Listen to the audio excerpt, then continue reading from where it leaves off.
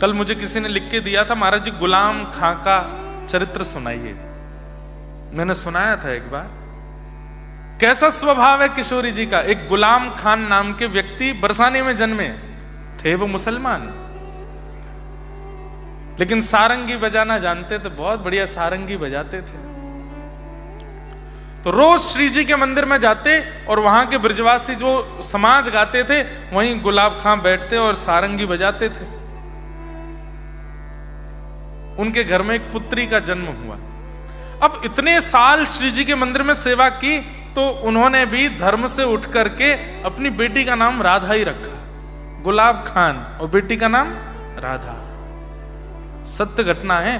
कभी बरसाना जाओ तो पीली पोखर जाना, पीली पोखर के पास में चबूतरा है गुलाब खान का। तो गुलाब खान की बेटी हुई, नाम क्या रखा? राधा। बेटी जब धीरे धीरे बड़ी हो गई तो उसको लेके जाते, और वहीं समाज में जब वो सारंगी बजाते सब गाते तो बेटी भुजा उठा के वहां नृत्य करती थी, रोज नाचती थी। जब मैं कीर्तन गाता हूं तो यहाँ कई सारे बालक नृत्य करते हैं, पर एक भैया हैं वो अपनी छोटी सी लाली को ऐसे लेके नचाते हैं। उनकी लाली जितनी देर कीर्तन चलता है ऐसे ही हाथ करके खड़ी रहती है, बहुत अच्छा लगता है। देखो हो रही, हाँ ये देखो इसको जब जब उठाते हैं इसको पता है कि मुझे ताली बजानी है, हाथ ऐसे करना है। देखो पेसिफायर पी रही हैं, कथा सुन रही हैं। लालियां जिनके यहां होती है ना बहुत सौभाग्यशाली। तो गुलाब खान के लाली हुई और नाम रखा राधा। तो छोटी सी लाली को लेके जाते थे मंदिर में, श्री जी के मंदिर में सारंगी बजाते, वो नाचती, और उसको देख करके सब गुसाई जन हमारे बरसाने के सब कहते, अरे गुलाब तू रोज लाए कल लाली, देख ऐसी ठुमक ठुमक करके नृत्य करे पूरे मंदिर में, कैसी बढ़िया लगे।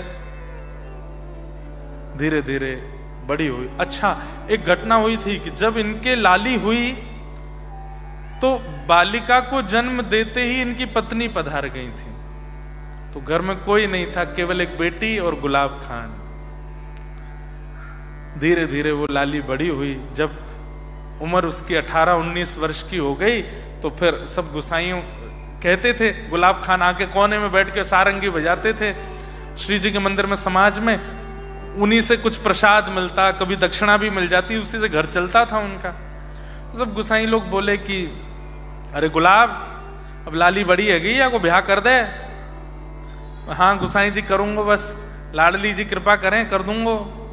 बोले अब कर दे, अब ठीक है उम्र है गई अब कर दे।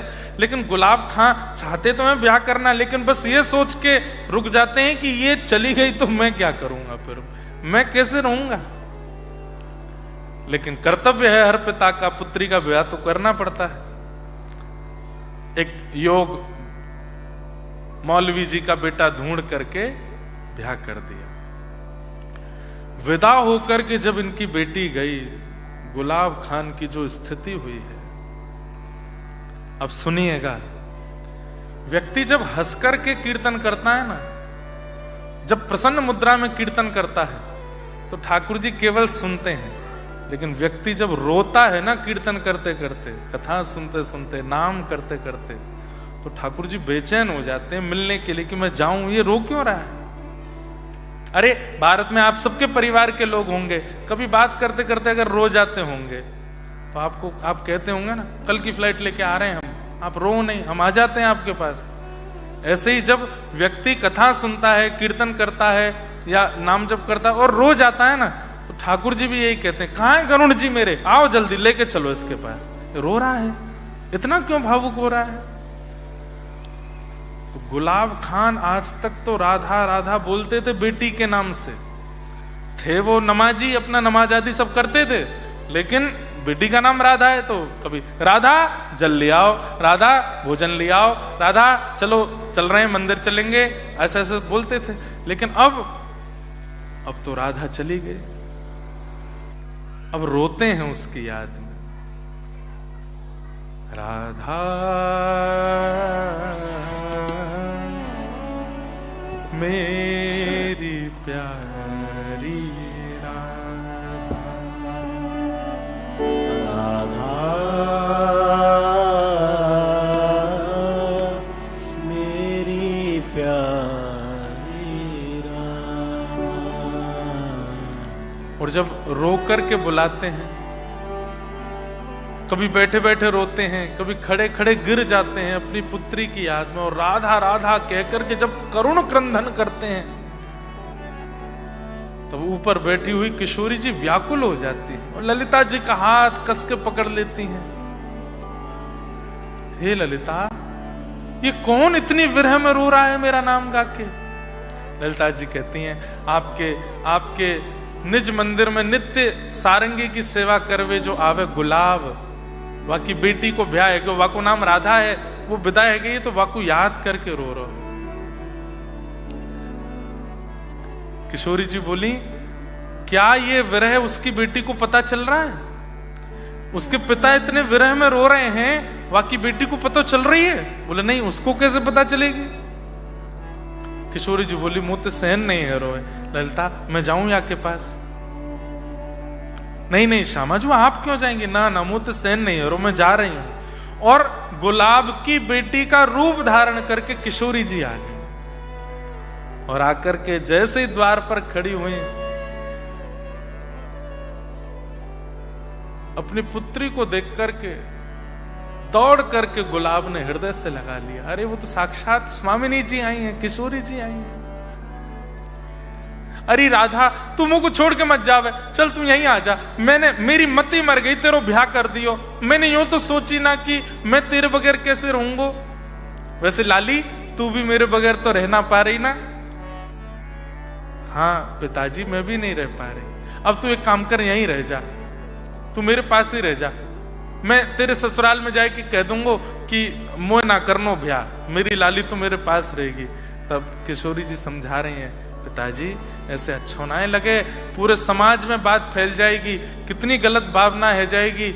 वैसे ही सब आपकी प्रजाति जाति के लोग आपसे नाराज रहे क्योंकि आप मंदिर में जाके सेवा करें। अब ये काम भी करोगे तो सब और नाराज रुष्ट रह जाएंगे, दुश्मनी बढ़ेगी। आप ऐसे मत करो लाली, मैं तो तेरे बगैर रह ना पाऊं, वाह को कहां निधान करूं, काऊ देना प्राण चले जाएंगे मेरे। तो श्री किशोरी जी बोली, पिताजी मैं आपको वचन देके जा रही हूं, जब थोड़ी थोड़ी याद आवे तब तो मैं एक सहेली हूं, लेकिन जब बहुत जोर की याद आवे ना तो भुजा उठा करके मेरा नाम बोलियो, राधा राधा राधा, मैं तुरंत आ जाऊंगी आपके पास। और ऐसा कहकर के किशोरी जी वहां से चली गई। अब गुलाब खान को जब थोड़ी बहुत याद आती तब तो सह लेते, लेकिन जब बहुत तीव्र याद आती, कभी अर्धरात्रि में आती, कभी दोपहर में आ जाती, तो बुलाते भुजा उठा करके, अरे लाली राधा, मुझको बहुत जोर से याद आ रही है, तू जल्दी आ जा। किशोरी जी मंदिर से दौड़ करके आती उनके पास, बुला रहे। इसलिए ध्रुवदास जी कह रहे हैं, सहज स्वभाव। इतना सहज कौन होता है, इतना सरल कौन होता है? सहज स्वभाव पर नवल किशोरी जो को, सहज स्वभाव पर नवल किशोरी जो को, मृदुता दयालुता कृपालुता की राशि है, मृदुता दयालुता कृपालुता की राशि। एक दिन ललिता विशाखा जी बोली, हे श्यामा जी, ये रोज बुलावे आपको, आप रोज चली जावे यहाँ के पास। किशोरी जी बोली, मुँह को तो सुख मिले जावे में, मुँह को कष्ट ना होवे। हे श्यामाजू, हमको तो पीड़ा हुए, आप बीच में चली जामे और यहाँ रास की भूमिका रहवे, कभी निकुंज में बैठे हैं, कभी कुंज में, श्री श्याम सुंदर आए हो में, और तभी ये गुलाब बुलावे, आप दौड़ के चली जामे। अब यहाँ को निधान करो, ऐसे रोज रोज नहीं जाओगी। तब किशोरी जी बोली, ठीक है। आज जब गुलाब ने बुलाया तो किशोरी जी गई और जाकर के बोली, पिताजी बहुत दिन है गए, आपने सारंगी नाएं बजाई, न एक बजा अपनी लाली को आलिंगन करने के लिए गए तो किशोरी जी वहां से आगे आगे दौड़ रही हैं और पीछे पीछे गुलाब, अरे लाली रुक, अरे नेक मेरे हृदय पे लग जा, अरे लाली तू नेक मेरे पास आए जा। और ऐसा करते करते समय क्या हो रहा था, सुबह सुबह के 3:30-4 बज रहे थे। मंदिर में मंगला आरती होने वाली थी। श्री जी तो मंगला आरती के लिए जा रही हैं, पीछे पीछे गुलाब जा रहा है। तभी एक गुसाई जी वहां से जा रहे थे, तब गुसाई जी आरती करने जा रहे, उन्होंने देखा ये गुलाब, अरे राधा रुक जा, अरे लाली रुक जा, कहतो जा रहे है। तो गुसाई जी ने आवाज लगाई, अरे गुलाब कहां भाजो जा रहे है, अब तो मंदिर उनाए आवे, तेरी लाली को ब्याह हैगो, बाबड़ो हैगो, कौन के पीछे जा रहे है।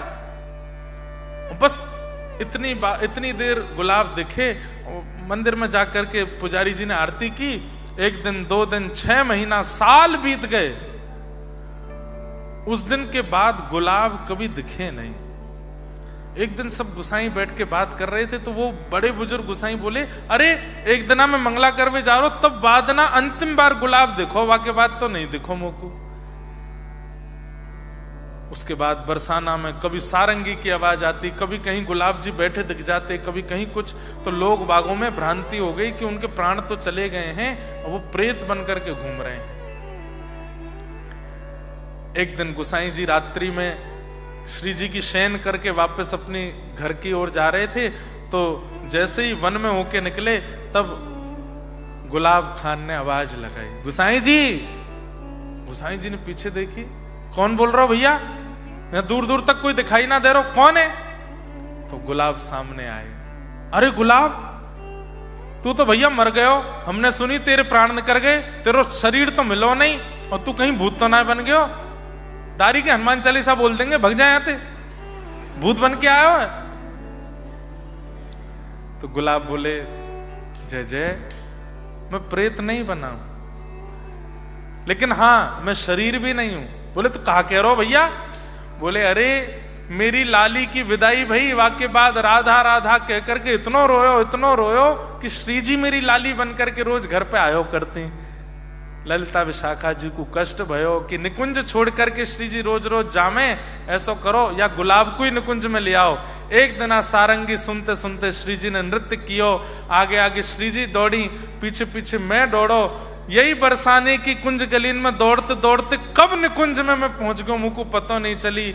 अब मैं निकुंज में निवास करूं और वहीं श्री जी और प्रिया प्रियतम को सारंगी सुनाऊं। आपको केवल बतावे आया हूं, ये भ्रांति जो फैल रही है कि मैं प्रेत बन गया, प्रेत नहीं बना हूं, मैं सशरीर निकुंज में श्री प्रिया प्रियतम की सारंगी की सेवा कर रहा हूं। और इतना कहकर के गुलाब दिखने बंद हो गए। दूसरे दिन वो गुसाई जी तो रात भर वहीं बैठे रहे। कैसी कृपा, हे राधे श्री राधे। इसलिए गुलाब खां का समाधि नहीं है, उनका चबूतरा है, क्योंकि उनका शरीर नहीं मिला, वो तो सशरीर गए श्री जी की सेवा। अब सोचिए, कोई अपने पुत्री के नाम से श्री जी को प्राप्त कर सकता है, कितनी सहजता है। सहज स्वभाव पड़ नवल किशोरी जो को, सहज स्वभाव पर नवल किशोरी जो को, मृदुता दयालुता कृपालुता की राशि है।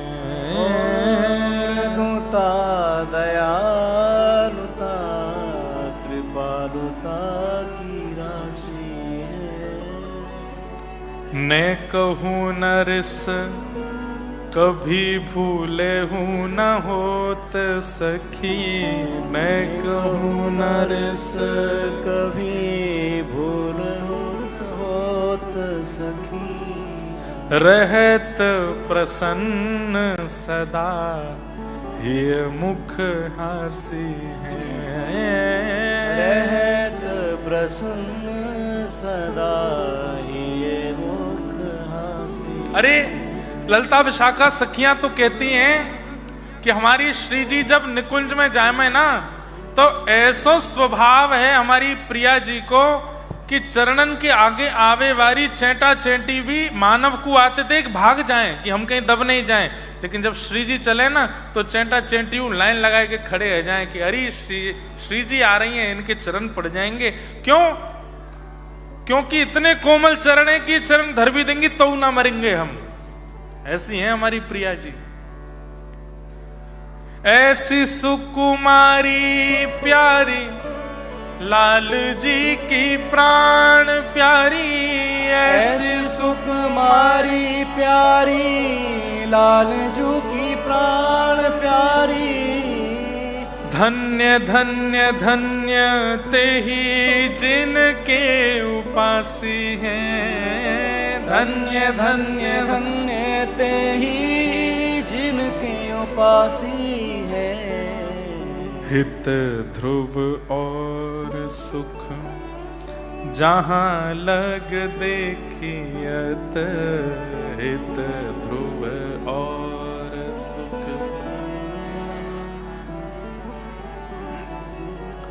सुनियत सदा, हाँ सुनियत जहां लगे, सब सुख पासी है। सुनियत जहां लगे सब सुख। तो मैं नेत्र बंद करके कथा करूं, आप माइंड मत करना। जब ब्रजलीला होती है तो ऐसे ही कहने में सुख आता है। हमारी प्रिया जी की पहचान क्या है? कभी मान लो आपके नाम जप के प्रभाव से, आपकी निष्ठा के प्रभाव से, आपके विरह के प्रभाव से श्री जी के मन में आ गई कि यहाँ से मिलना है, और तभी विशाखा जी बोली नहीं आप बैठो, मैं मिलवे जरूर आए। कहा पता कि आप आई हो कि मैं? और कहीं विशाखा जी आ गई, कहीं ललिता जी आ गई। वैसे तो बड़ी बात यह भी है कि सखियां आ जाएं, लेकिन पहचानोगे कैसे कि श्री जी आई हैं? तो वो तो स्वभाव से ही पता चलेगी, उनके स्वभाव से ही जान सको। एक बार सब सखियों ने एक योजना बनाई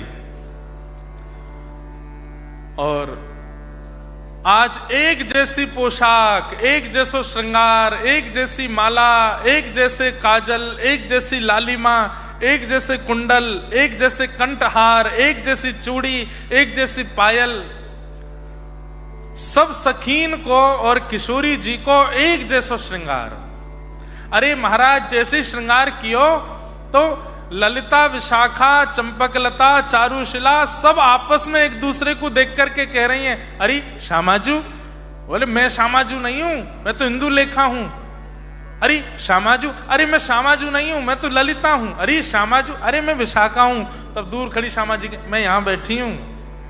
आपस में सखी भी नहीं पहचान पा रही हैं कि किशोरी जी कहाँ हैं। तब ललिता विशाखा बोली अब आवे वो आनंद, आज श्याम सुंदर को आन दो। हे श्यामाजू आप बड़ी कहती रहें मेरे लाल जी तो मुझसे बहुत प्रेम करें, मेरे लाल जी तो मुझसे ऐसा स्नेह करें, आज आन दो इनको। अगर हम 9 में से 8 तो सखी है, 9वीं किशोरी जी, 9 में से इनने पहचान लियो कि किशोरी जी कौन है तो हम सदा के लिए नतमस्तक रहेंगी। जब जब श्याम सुंदर आएंगे तब तब सिर झुका के उनको स्वागत किया करेंगे। किशोरी जी बोली मेरे श्याम सुंदर तो पहचान जाएंगे। ललिता जी बोली आप पक्ष मत ले, आन दो, और जब आवेंगे तब हम देखेंगे। आहा, निकुंज में रास को समय भयो। बंधुओं रास रोज होता है ठाकुर जी का, आज भी होता है, नित्य ठाकुर जी का विहार रास चलता ही रहता है। हमें दिखता नहीं क्योंकि दृष्टि नहीं वैसी। क्यों पड़े हैं इतने महात्मा वृंदावन में? क्या मिल रहा है वृंदावन में? अनुभव होता है उस रास का। इतनी भीड़ में, इतनी चकाचौंध में, इतनी ज्यादा अव्यवस्था वृंदावन में हो रही है, लेकिन अब भी महात्मा छोड़ते नहीं वृंदावन को। एक क्षण चरण भार नहीं रखते। क्या है उस वृंदावन में? वो अनुभव होता है रास का। श्याम सुंदर अनुभव कराते हैं।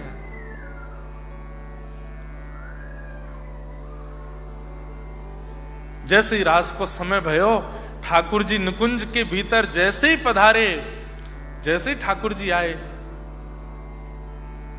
श्री राधे वृषभानुभूप तनये श्री कृष्ण पूर्णानने।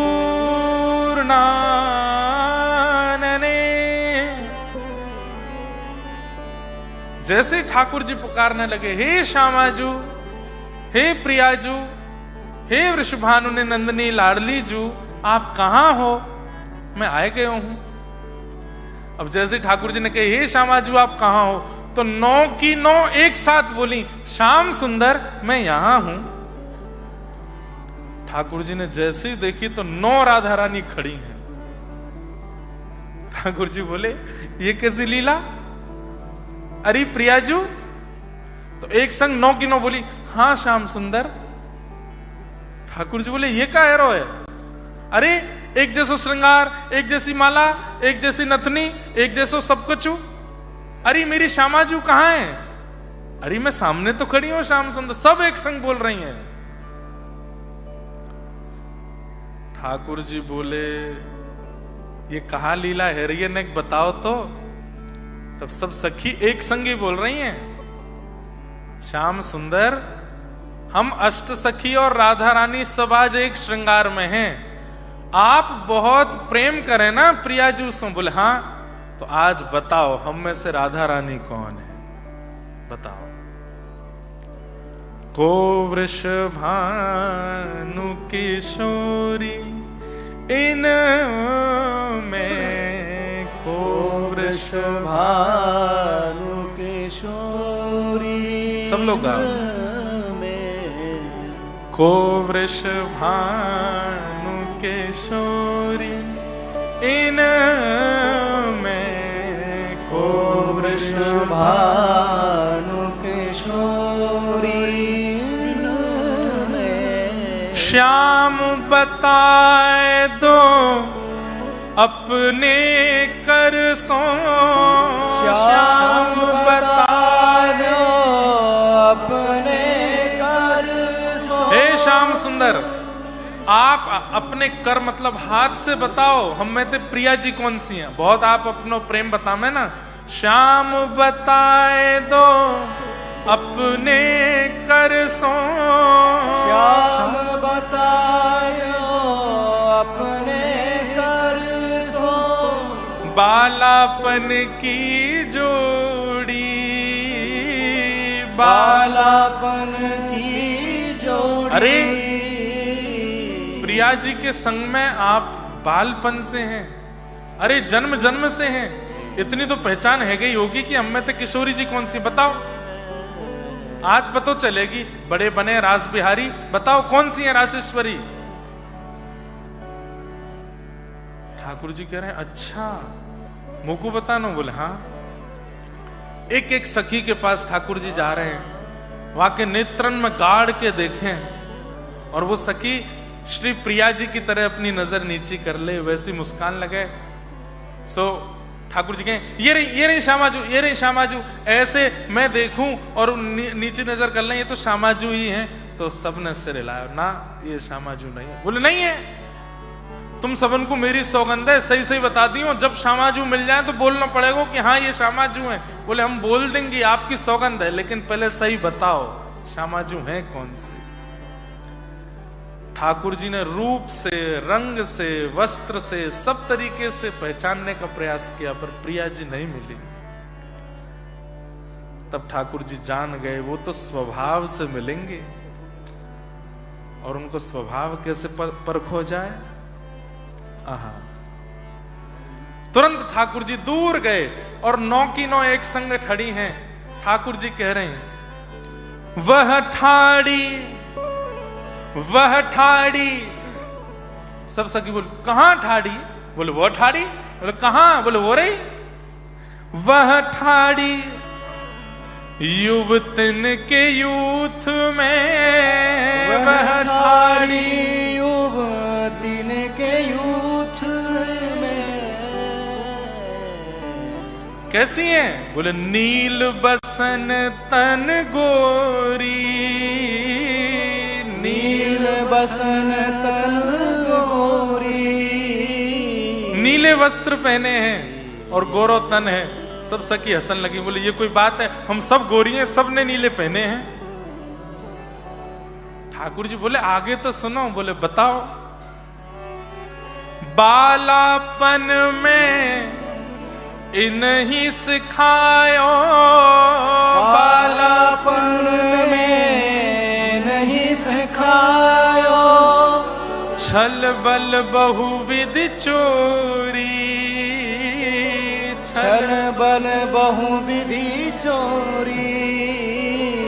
ठाकुर जी बोले देखो वो ठाड़ी नीले वस्त्र पहन रखे हैं, गोरी गोरी आप सबके बीच में खड़ी हैं। सब सखी बोली हम सब गोरी हैं, सबने नीले वस्त्र पहने, सच्ची बताओ किशोरी जी कौन सी हैं?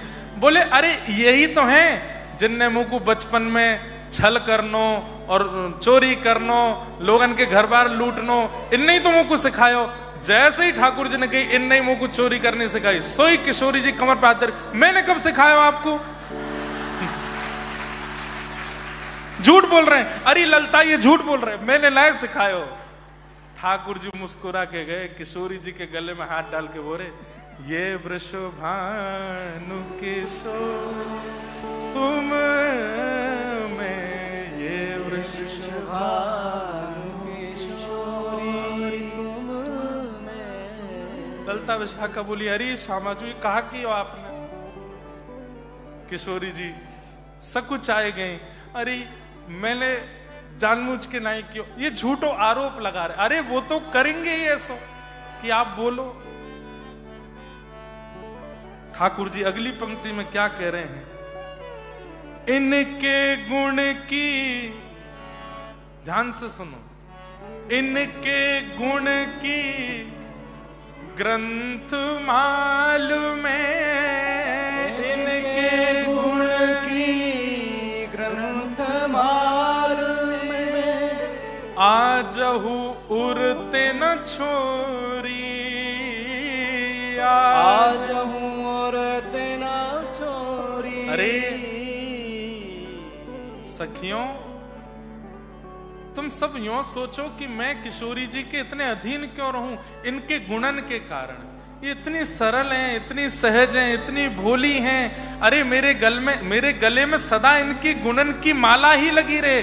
मैं रात में सोऊं भी हूं ना तो इनके गुणन की माला पहन के सोऊं, और बस यही प्रार्थना करूं ऐसे गुण मुंह में आ जाएं जैसी हमारी प्रिया जी में, जैसी हमारी श्यामा जी में।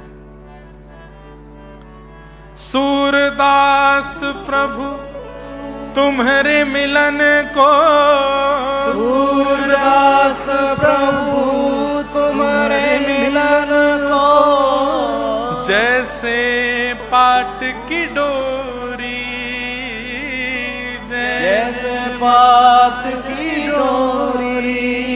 इनमें ये वृषभानु किशोरी, इनमें ये वृषभानु किशोरी में। ऐसी हमारी प्रिया जी।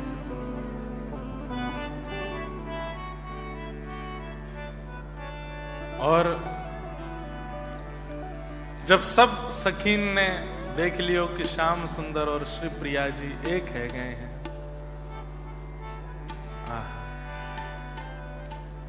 रास हुआ। सब सखियां आज किशोरी जी के रूप में हैं, चारों तरफ घूम घूम के नृत्य कर रही हैं, और बीच में श्री। ऐसे रास में रोज एक लीला होती है बंधुओं। ये अभी एक लीला हमने सुनी, हर दिन एक नई लीला होती है, और उस लीला में हार जीत का खेल होता है। ठाकुर जी जीत जाते हैं, कभी किशोरी जी जीत जाती हैं, और जीत के बाद में फिर सब सखियां मिलके कुंज सजाती हैं, और ठाकुर जी का प्रिया प्रियतम का नित्य विहार होता है रास।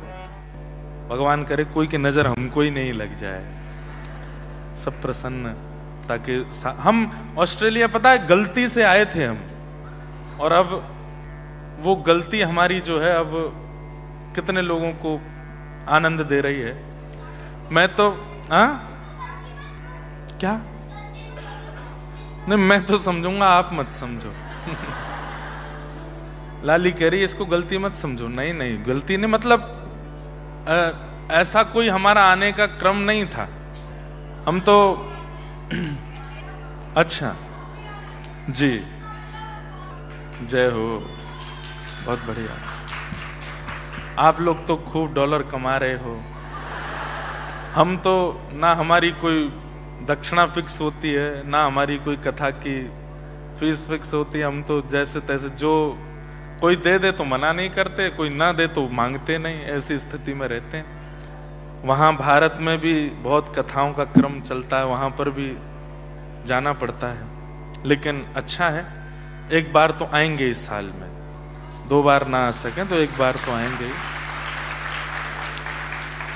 भक्ति पथ ऑस्ट्रेलिया पिछले साल स्टेब्लिश हुआ था यहाँ पर, और कोई ऐसा नहीं, अभी तक सदस्य नहीं बने हमारे कि ये महामंत्री हैं, ये मंत्री हैं, ये सब करना ही नहीं, क्योंकि मैं कमेटियों में जाके देख चुका हूं ना कितने लड़ते हैं आपस में। केवल पदवियों की लड़ाई चलती रहती है कि ये कोषाध्यक्ष है, ये वो है, ये वो है, वो है। ये सब नहीं करना।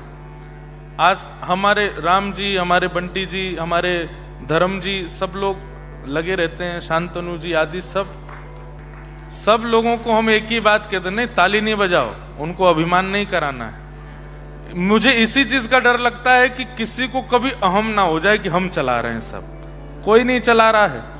ठाकुर जी जिस दिन टेंटिया पकड़ लेंगे ना, कुछ नहीं चल पाएगा। इसलिए अभिमान नहीं, पर ये सब बहुत मेहनत करते हैं। इन सबसे एक ही बात कह रखी है कि अगर वहां व्यवस्था बने कथा की तो करेंगे, नहीं बने तो भारत के भक्ति पथ अकाउंट से कुछ दे देंगे, कर लेंगे, लेकिन किसी के आगे हाथ मत फैलाना। कोई कहे कि हम सेवा करना चाहते हैं, प्रसाद की, हॉल की व्यवस्था, महाराज जी को लाने की, ले जाने की, टिकट्स की, सबकी, मैंने कहा तो ही करना है, लेकिन कभी टिकटिंग नहीं करनी कि इतने रुपए की टिकट हो, $20 की, $100 की, 50। कोई सेवा करे तो ठीक है, सेवा करने वालों को वेलकम करना। क्यों? उद्देश्य क्या है? उद्देश्य धन अर्जन करना नहीं है, उद्देश्य पैसा कमाना नहीं है, और यहां पैसा कमा के कुछ बनाना नहीं है। वैसे मन तो था कि मैं सिडनी कैनबरा के बीच में कहीं एक व्रज जैसा छोटा जैसा कुछ बनाएंगे कभी ना कभी उसको। वहां एक ब्रज सेंटर, भक्ति पथ ब्रज बनाने का एक भाव है कि भारत से संत जन आते हैं सिडनी में, कहीं भी आते हैं, तो उनके लिए एक स्थान बन जाए। हमारे आजकल आप सब लोग तो ठीक हैं, पर आप सबके बच्चों को हिंदी नहीं आती, आप सबके बच्चों को कल्चर नहीं पता, आप सबके बच्चों को बहुत कुछ नहीं आता। ठीक है, हम बच्चों को क्लासेस में भेजते हैं, उनको श्लोक याद करा देते हैं, पर 16 वर्ष के जब वो हो जाएंगे ना, तो फिर ये सब चीजें काम नहीं आने वाली जो 8 वर्ष, 12 वर्ष और 13 वर्ष में काम आई थी। तो उन लोगों के लिए एक वहां पर सेंटर बने जहां उनको वैदिक नॉलेज दी जाए, अपने शास्त्रों के बारे में, सनातन के बारे में, वो सब किया जाए। उसके लिए करेंगे जब, और उसके लिए भी कोई हाय तौबा या फिर पीछे नहीं पड़ना किसी के। लाल जी चाहेंगे तो वहां वो भी क्रम बनेगा। तो उद्देश्य क्या है? सबका जन, मैं बोल दूं तो अटपटा लगता है, पर जो भी हमारी कथा सुने उसका ये अंतिम जन्म हो, कथा सुनकर के वो ऐसा नियम धारण कर ले, ऐसा नियम धारण कर ले, ऐसा स्वभाव बना ले, अपने आप का निर्माण ऐसा कर ले कि बस यही मेरा अंतिम जन्म है, मुझे यहाँ सब हिसाब बराबर करके निकलना है, फिर आना नहीं, श्री जी के चरणों में रहना है। हमारा ये उद्देश्य रहता है। मैं सबको ये बात बता दूं, जाग जाइए, थोड़ा चेत जाइए, मत करिए किसी के साथ छल, मत करिए कपट, मत करिए ईर्ष्या, मत करिए क्रोध, ना काम में इतना डूबिए। क्यों? हमारे पिछले हिसाब ही बहुत ज्यादा हैं, उनको तो हम कुछ सेटलमेंट कर नहीं पा रहे, इस जन्म में और हिसाब बढ़ा लेंगे अपना, घूमते रहेंगे। पुनरपि जननम पुनरपि, आदि गुरु शंकराचार्य भगवान कहते हैं, पुनरपि जननम पुनरपि मरणम पुनरपि जननी जठरे शयनम। बार बार बार बार बार बार जन्म होता है हमारा। और ये तो सौभाग्य कि चलो मानव बन के आए, तो मानवों की माताएं समय से खाती हैं, समय से पीती हैं, सोती हैं। जब गर्भ में बालक हो, कुत्ता बिल्ली आदियों के गर्भ में जब जाते हैं ना, तो वो समय से खाते पीते कैसे रखते हैं अपने गर्भ को। और आपको शायद पता हो कि एक साथ 5-6 बालक जन्म होते हैं, और कभी कभी उनको इतनी तेज भूख लगती है तो वो अपने एक बालक को खा भी जाते हैं। वात्सल्य नहीं होता मां में। और सब किससे चलता है? हमारे पूर्व के प्रारब्ध से।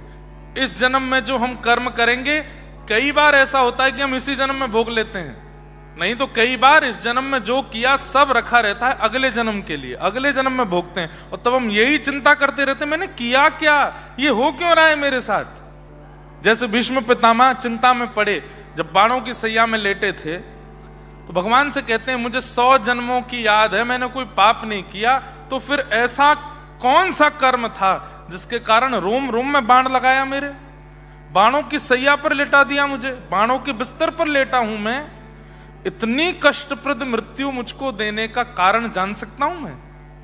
100 जन्मों तक मैंने कोई पाप नहीं किया, मुझे याद है। तो भगवान कहते हैं 101वें जन्म का याद है? भीष्म पितामह बोले 101वें जन्म का याद नहीं है। तो बोले तुमने 101 जन्म पूर्व एक पाप किया था, वो तुम भोग रहे। भीष्म पितामह सिर पकड़ के बैठ गए, बोले इतना पुराना भोग रहा हूं आज? ठाकुर जी बोले हाँ।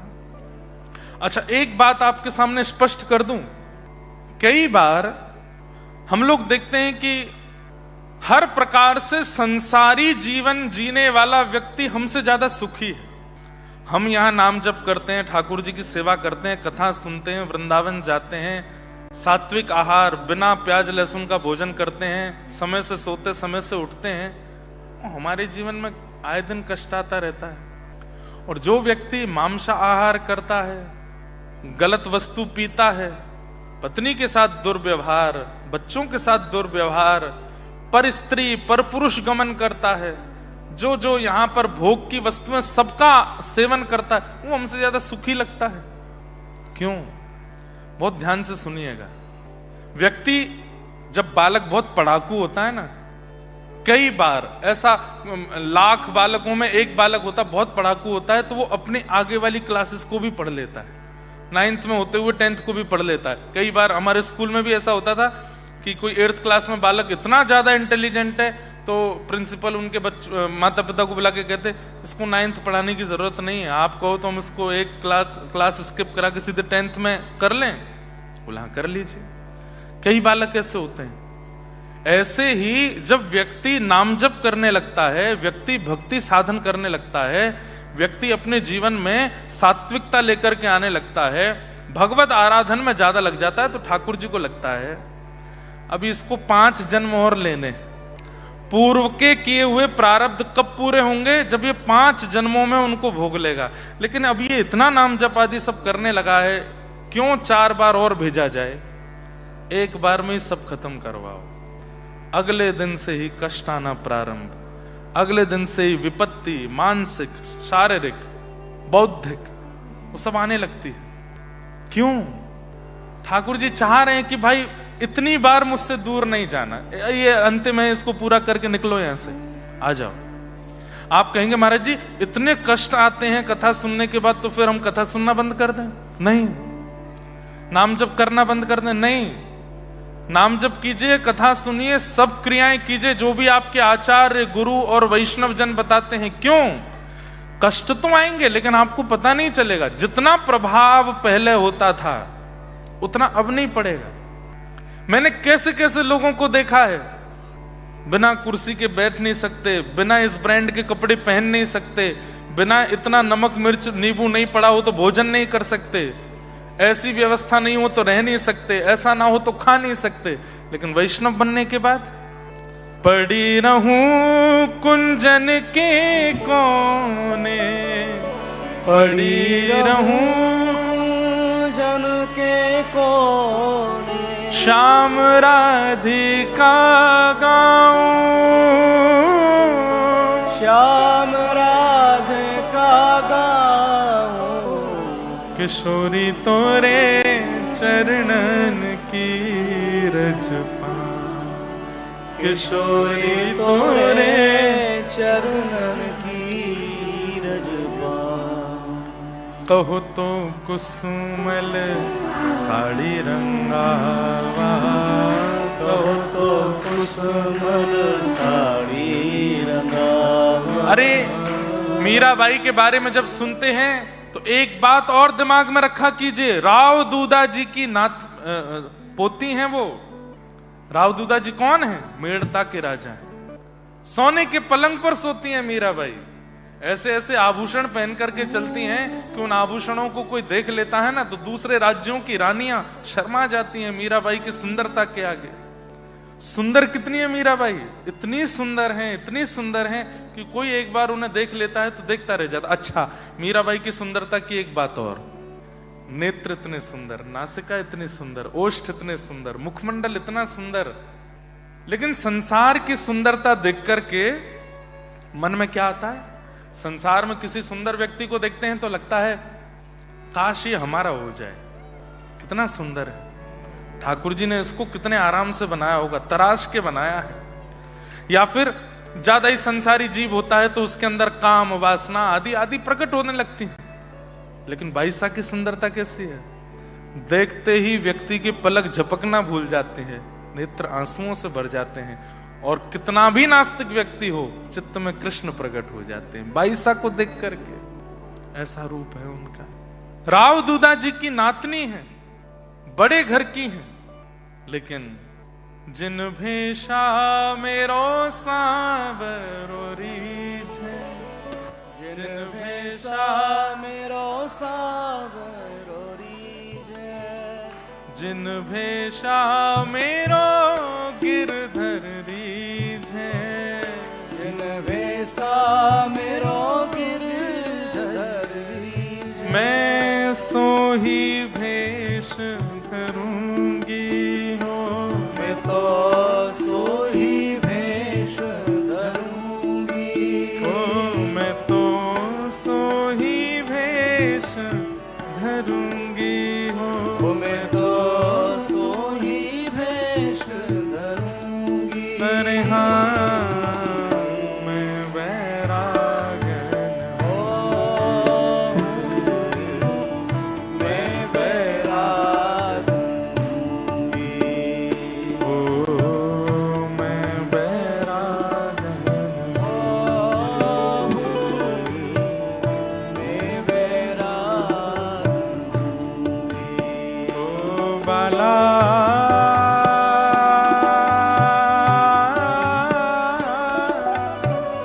मैं बैरागन हूँगी, हूँगी मैं बैरागन हूँगी, हूँगी मैं बैराग हूँगी। ऐसा होता है जब भक्ति जीवन में आ जाती है तो बाईसा किसी और को रिझाने के लिए तैयार नहीं होते, किसी और को खुश करने के लिए कर्म नहीं करते, किसी और को प्रसन्न करने के लिए बोलती नहीं, चलती नहीं।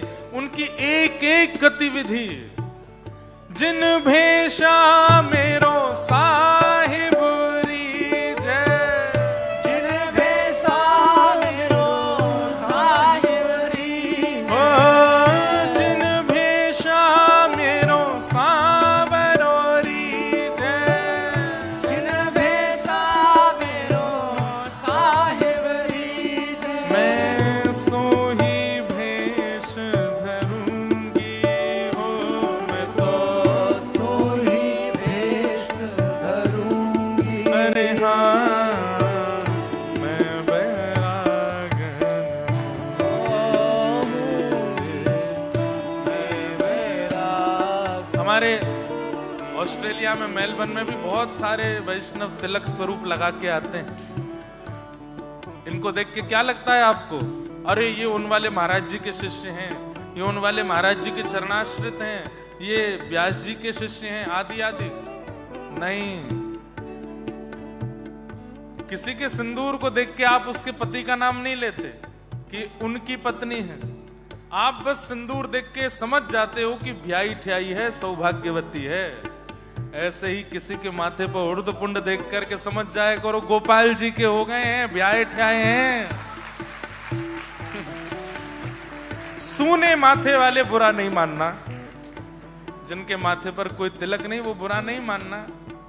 लेकिन हाँ, बहुत बूढ़े हो जाओगे, युवावस्था में ही ब्याह कर लीजिए गोपाल जी से, हो जाइए चरणाश्रित और अपने इस ललाट को सौभाग्य दीजिए रज स्थापित होने का, कुमकुम स्थापित होने का, ठाकुर जी के चिन्ह स्थापित होने का। और फिर गाइएगा, जिन भेषा मेरो साहिब रीझे, जिन भेषा मेरो साहिब रीझे, ओ जिन भेषा राधा रमण जूरी जय, जिन भेषा राधा रमण जूरी ओ जिन भेषा राधा वल्लभ जूरी जय, जिन भेषा राधा वल्लभ जूरी जय, जिन भेषा मेरो गिरधर रीझे, जिन भेषा मेरो गिरधर रीझे, मैं सोही भेष धरूंगी हो, मैं तो सोही वेश धरूंगी, अरे हाँ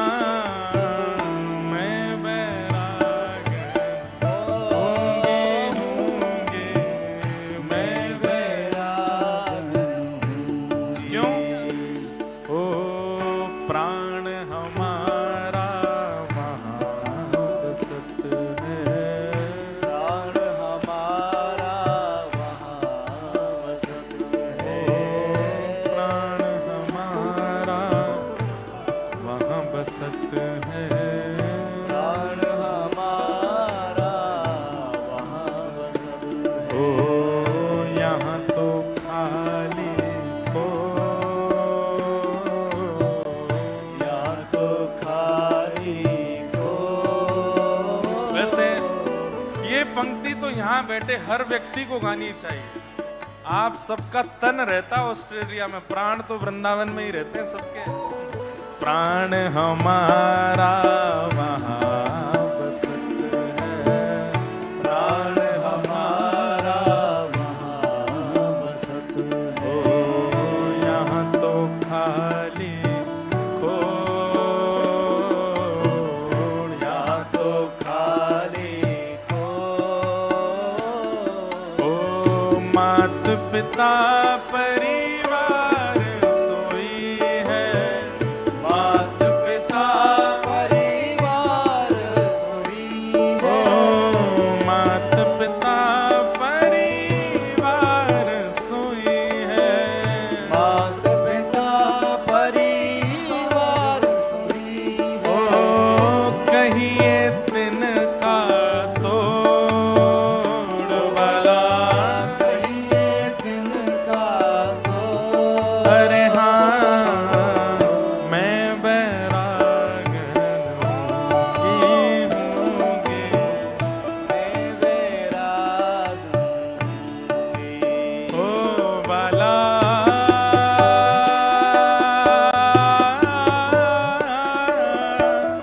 मैं बैरागन होंगी, मैं बैरागन होंगी, मैं बैराग हाँ होंगी, मैं बैरागन होंगी, मैं बैराग हूँगी। ठाकुर जी पूछ रहे हैं कैसे बैरागी बनोगे आप? अरे बैरागी का मतलब वैराग्यवान नहीं, नाथ को जो प्रिय होगा वो सब बनने को तैयार है, बस वो राजी रहे हमसे। थे के वो तो सांवरा में मोर मुकुट बन जाऊं, थे के वो तो सांवरा में, मोर मुकुट बन जाऊं, थे के वो तो सांवरा में मोर मुकुट बन जाऊं, हे कहो तो सांवरा में मोर मुकुट बन जाऊं। क्यों? अरे पैरण लागे सांवरो जे, पैरण लागे सांवरो आ पैरण लागे सांवरो जे, पैरन लागे सांवरो। मैं तो मस्तक से लग जाऊं रे, मैं तो मस्तक से लग जाऊं, ओ मैं तो मस्तक से लग जाऊं रे, मैं तो मस्तक से लग जाऊं। हे मोहन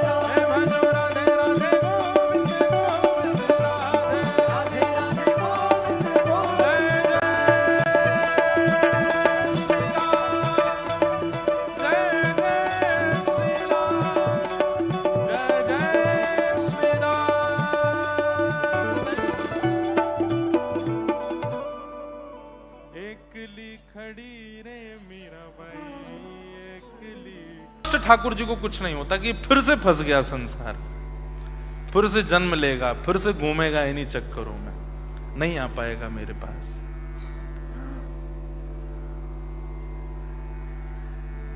इसलिए खूब भजन करो, खूब ठाकुर जी का स्मरण करो, और बस निकल लीजिए यहां से, नहीं आना हमें यहां दोबारा। यह संसार सकल जग झूठा, झूठा कुल रानाता। यह संसार मीराबाई कह रहे हैं, सकल जग झूठा, झूठा कुल रानाता। आपकी रूह नहीं कांपती आजकल न्यूज देख के?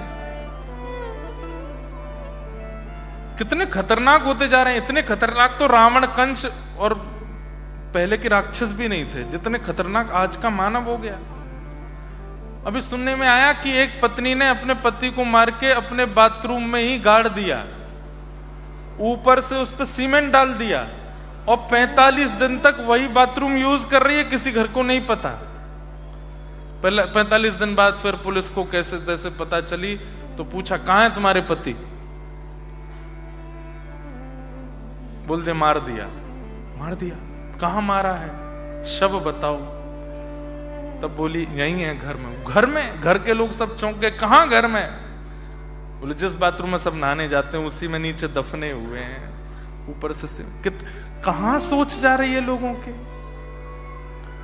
मुझे कभी कभी अपने आप पर संशय होता है, हम इतनी कथा कर रहे हैं, कथाओं में हजारों की भीड़ आ रही है, लेकिन परिवर्तन के नाम पर कुछ नहीं हो रहा। इसलिए कभी कभी तो मन आने लगता है कि ये सब कथाएं अपने ऊपर ही लागू कर लो। क्या दुनिया में इतना घूम घूम के, नींदें काट के, परिवार छोड़ के दौड़ रहे हैं, फिर भी कुछ परिवर्तन तो हो नहीं रहा संसार में।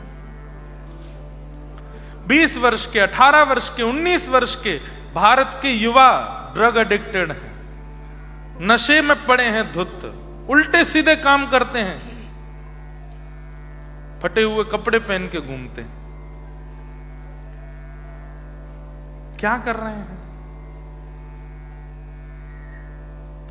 इसलिए कम से कम जो सुन रहे हैं, जो आ रहे हैं कथा में, भले ही जबरदस्ती आ गए हैं, कोई खींच के लिए आया है, समझ जाइए इसके लिए नहीं मिला था संसार हमको, ये सब करने के लिए नहीं मिला है।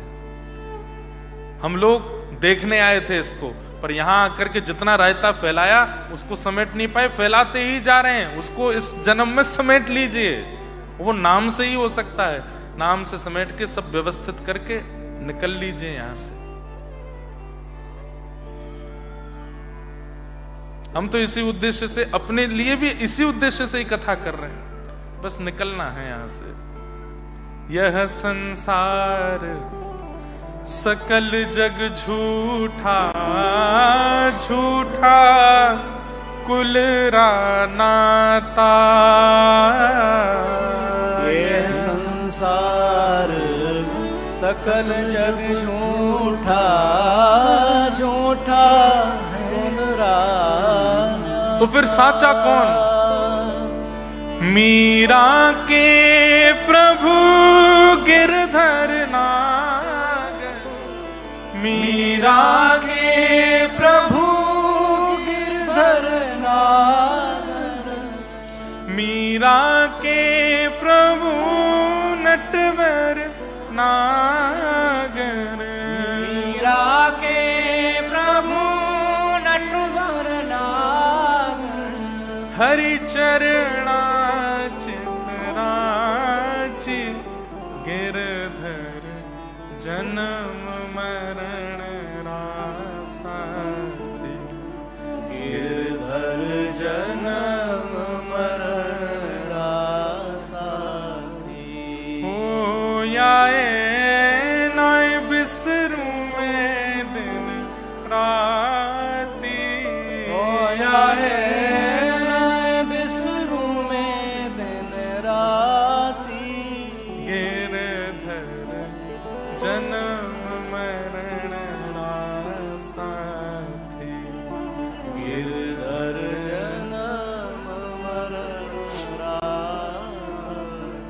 वही एक है हमारे, और कोई नहीं। मैं एक उदाहरण दिया करता हूं कि आप 1 लाख 2 लाख डॉलर के घर में रहो और 5 मिलियन के घर में रहो, दोनों में अंतर क्या होगा? जब 5 मिलियन के घर में रहोगे ना, तो हर दिन आपके फोन पर आपके दूर के बिछड़े हुए रिश्तेदारों को भी फोन आएंगे, वो भी आपसे मित्रता करना चाहेंगे जो कभी आपको देखते तक नहीं थे।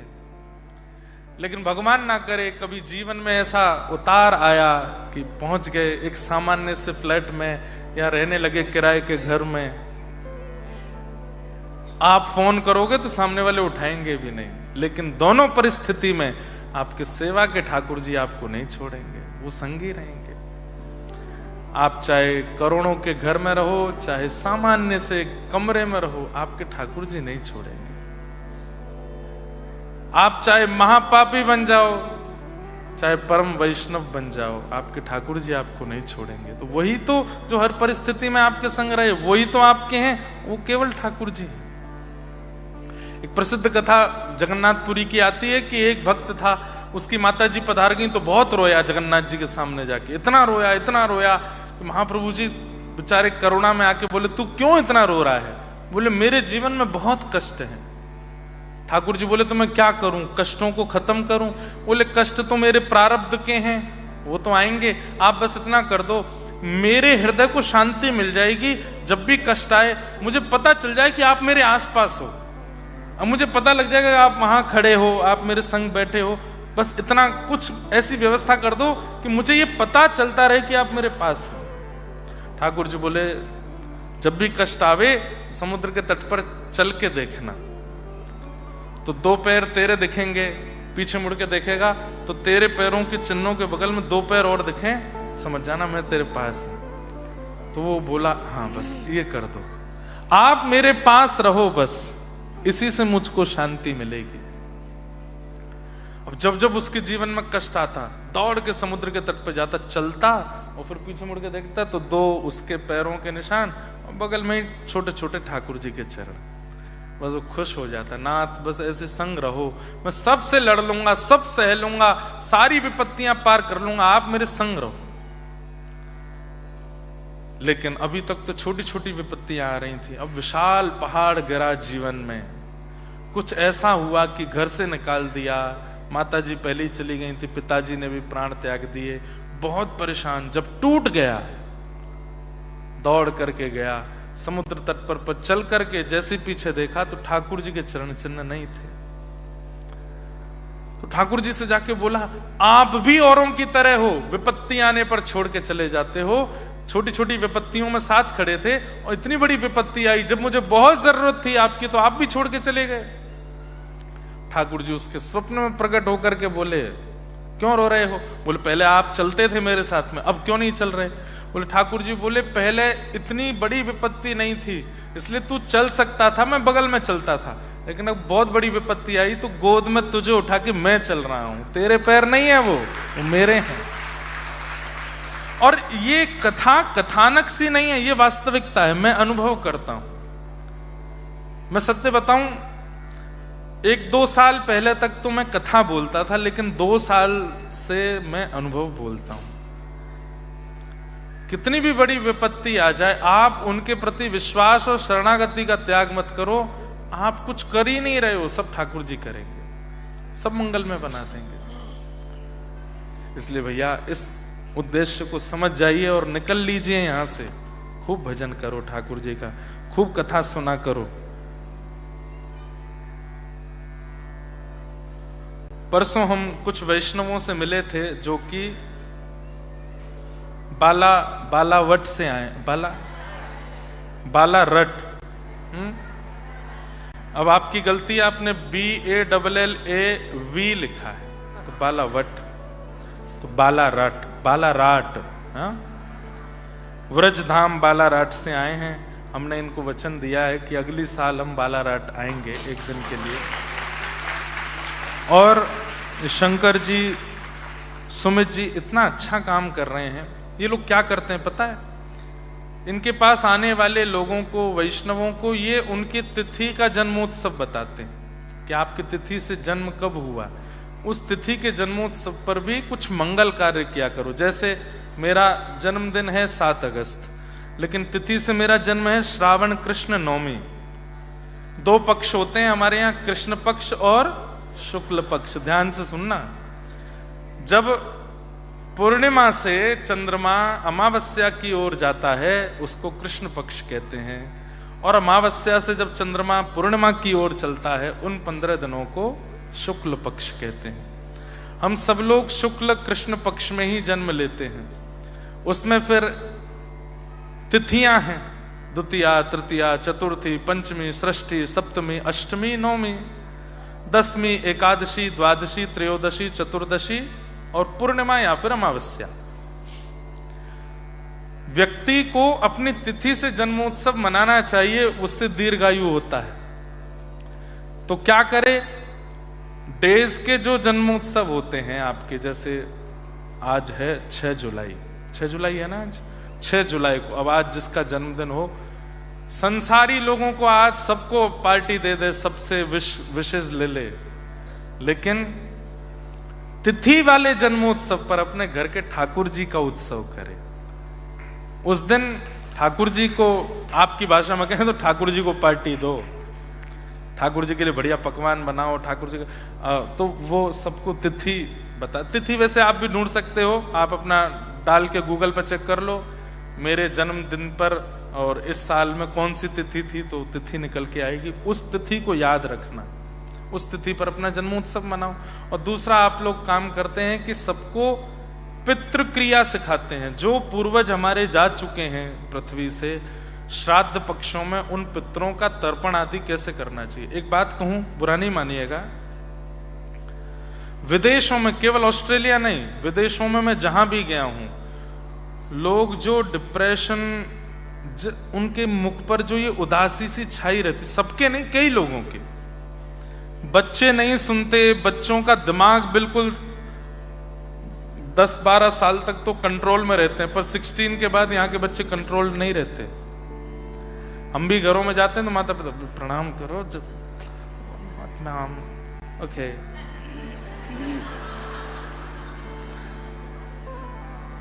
ऐसा करते हैं। बच्चे कंट्रोल से बाहर रहते हैं, पति पत्नियों में आपस में नहीं बन रही है, माता पिता दूर चले गए हैं, बहुत सारी टेंशनें, पारिवारिक टेंशन भी बहुत ज्यादा रहती है।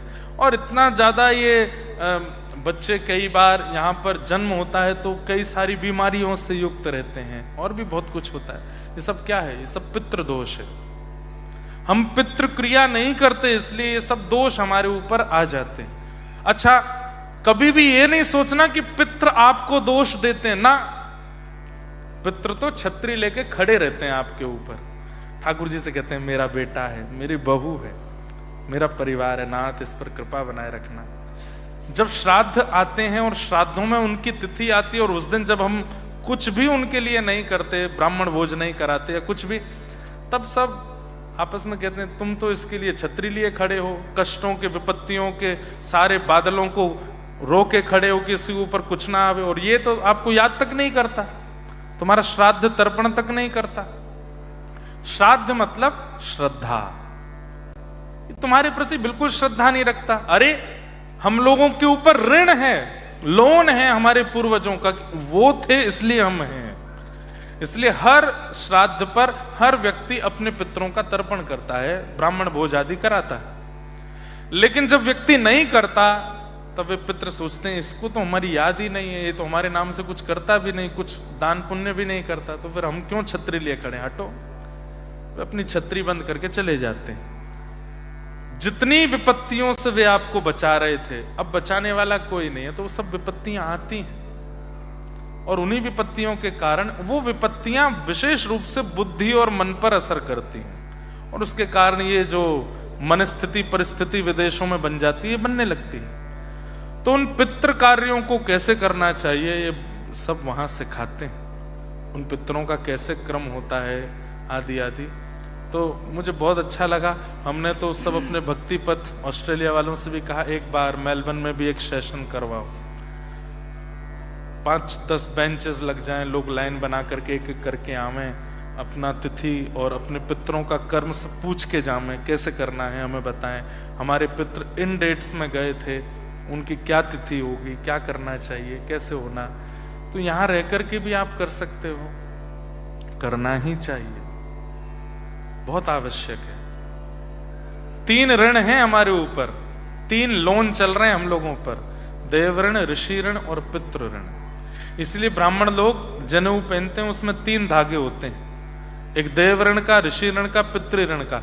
इसलिए ब्राह्मण जो भी कर्म करता है, अब मैं कथा सुना रहा हूं, इसका जो भी पुण्य मिलेगा उस पुण्य से मेरे 3 ऋण घटने लगेंगे।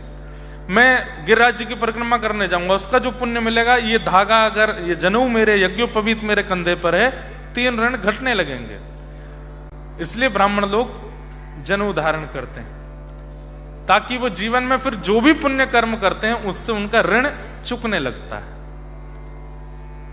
लेकिन सब लोग जनेऊ धारण नहीं करते, यज्ञोपवीत नहीं पहनते, तो वो केवल श्राद्ध दिनों में अपने देवताओं का भाव रखें। श्राद्ध से याद आया,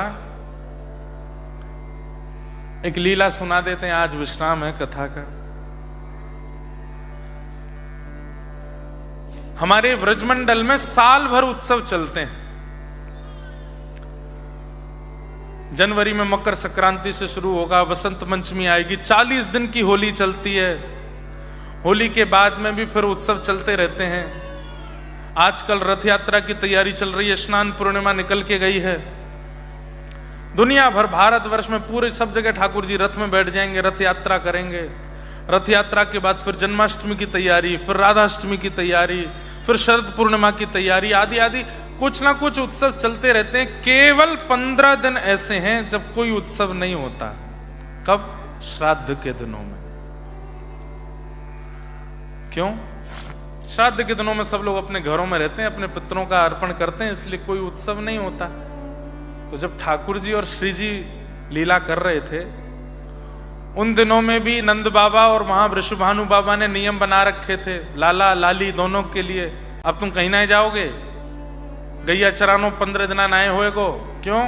लाला अपने पितरों को श्राद्ध करेंगे। तो ठाकुर जी तो गैया चराने के बहाने श्री जी से मिलवे जामे, अब यहां बाबा जाने ही ना दे रहे हो, अब क्या करें। तो सांझी उत्सव होते हैं 15 दिन। जो लोग वृंदावन जाते रहते उनको पता होगी सांझी किसे कहते हैं। जल के ऊपर, पानी के ऊपर रंगोली जैसी बनाई जाती है, पानी के ऊपर परात में पानी भर के उस पर रंगोली बनाते हैं और उसमें ठाकुर जी की कोई लीला बनाई जाती है। क्योंकि श्याम सुंदर मिलने नहीं आ रहे हैं और यहां किशोरी जी नहीं मिल रही हैं, तो वहां दूर बैठी हुई किशोरी जी, यहां दूर बैठे श्याम सुंदर, दोनों आपस में यहां ग्वाल बाल सांझी बना के लाला को सुख देते हैं, वहां सखियां सब सांझी बना के श्री जी को सुख देते हैं। एक बार ठाकुर जी एक श्यामा सखी बन के जाते हैं और अपने आप को बहुत सुंदर सांझी बनावे वाली बतामे, बरसाने गए। वहां जाकर के ललता विशाखा तक मुंह पे बहुत जोर की सांझी बनानी आवे, बनवाए लो। तब सांझी बनाते हैं, तो किशोरी जी उनकी सांझी बनाते हुए देख के कहे, मैं अरे सखी तू मुंह को सिखाए दे। तो ठाकुर जी कहें आओ बैठो, और उनके हाथ से सांझी बनवाते हैं। तो सांझी में ठाकुर जी की लीला प्रकट करते हैं। कई लीलाएं, एक लीला आती है कि किशोरी जी और उनकी जो अष्ट सखियां हैं ना, वे सब लगभग एक जैसी ही हैं देखने में। किशोरी जी की सुंदरता तो अद्भुत है ही, पर ललता विशाखा आदि सखियां भी कम नहीं है।